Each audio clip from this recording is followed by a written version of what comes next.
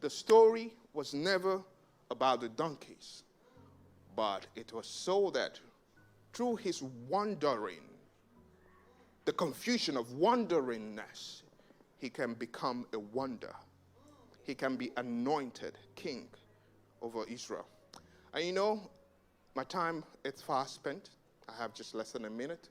But if you read the same story, because remember I mentioned that it's 5 patterns. You could also see the same story in the story of Nehemiah.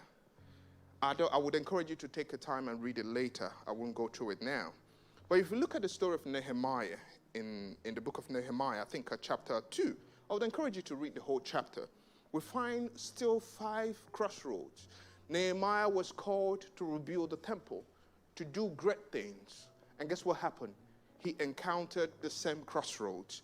In fact, Saul, the Bible tells us, was a youth. Nehemiah was a youth. Saul was a young leader. Nehemiah was a young leader.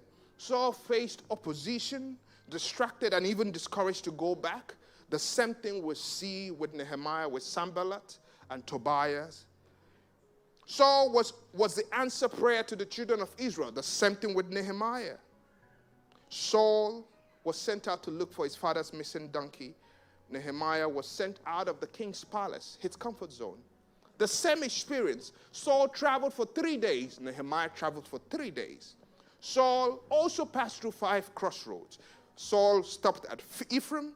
Nehemiah first stopped at the king's palace. And the king's palace and the mountain of Ephraim represent the same thing. You know, it's place things are okay, there's suffering. He was in the king's palace as a slave, but still there was a sense of affluence. Saul stopped at the land of Shalisha. Nehemiah found himself, the Bible says, at the serpent wall. Shalisha, land of Baal, serpent wall, idol worship. Saul found himself in the land of Shalim. And guess what? Nehemiah found himself at the 3rd crossroad. He called it the refuge gate. Land of Shalim, remember where you find broken people? Refuge gate. What do you think you'll find in a place where they dump stuff? Saul found himself in the land of Benjamin, a favorite place